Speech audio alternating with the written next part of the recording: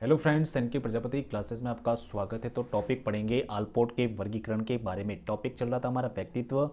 आज का मुख्य टॉपिक है आल्पोर्ट का वर्गीकरण के बारे में जानेंगे। सबसे पहले आल्पोर्ट का जो शील गुण वर्गीकरण, आल्पोर्ट ने कौन सा वर्गीकरण शील गुण के बारे में बताया। अब शील गुण का मतलब होता है वह गुण जिससे व्यक्ति के व्यवहार का संचालन होता है। ऐसे गुण जो व्यक्ति के व्यवहार का क्या करते हैं, संचालन करते हैं, उसे हम क्या कहते हैं, शील गुण कहते हैं।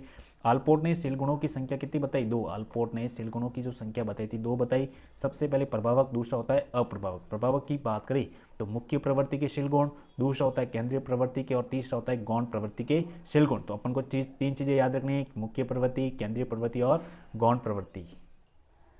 आगे बात करें तो मुख्य प्रवृत्ति के गुण कौन कौन से, तो वह गुण जो व्यक्ति के व्यवहार में सदैव उपस्थित रहते हैं। ऐसे गुण जो व्यक्ति के व्यवहार में सदैव उपस्थित रहते हैं उसे हम क्या कहते हैं, मुख्य प्रवृत्ति के शील गुण। जैसे कि अगर बात करें तो दया हो गया, करुणा, सहयोग, सहानुभूति, ये क्या है, मुख्य प्रवृत्ति के गुण कहलाता है। उसके बाद में केंद्रीय प्रवृत्ति के शील गुण की बात करें तो ये गुण व्यक्ति के व्यवहार में आवश्यकता के अनुसार प्रकट होते हैं। मतलब ये ऐसे गुण हैं जो आवश्यकता के अनुसार ही प्रकट होते हैं तथा इनकी पुनरावृत्ति की संभावना बनी रहती है। जैसे क्रोध हो गया, ईर्ष्या हो गया।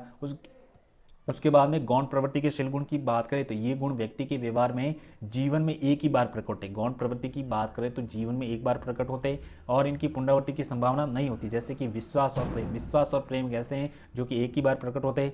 आल्पोर्ट ने व्यक्ति के शील गुणों की संख्या जो है 18,000 बताई। आल्पोर्ट ने व्यक्ति के शील गुणों की संख्या कितनी बताई, 18,000। यही चीज अपन को याद रखनी है। आल्पोर्ट के सिद्धांत को विकसित करने का श्रेय जो जाता है आरबी कैटल को जाता है। ये इंपॉर्टेंट क्वेश्चन है कि आल्पोर्ट के सिद्धांत को विकसित करने का श्रेय किसे जाता है, तो आरबी कैटल को। अब आगे बात करें 18,000 शब्द किसके थे, आल्पोर्ट ने शब्द बताए थे। उसके बाद में जो 4500 शब्द हैं आरबी कैटल द्वारा परिवर्तन किए गए। 200 शब्द क्या बताए, मूल शब्द बताए, और 35 क्या बताए, पद बताए, और 16 गुण बताए। उसके बाद में आरबी कैटल ने व्यक्ति में शील गुणों की संख्या कितनी बताई, 16 बताई। आरबी कैटल ने व्यक्ति के शील गुणों की संख्या कितनी बताई, 16 बताई। ठीक है।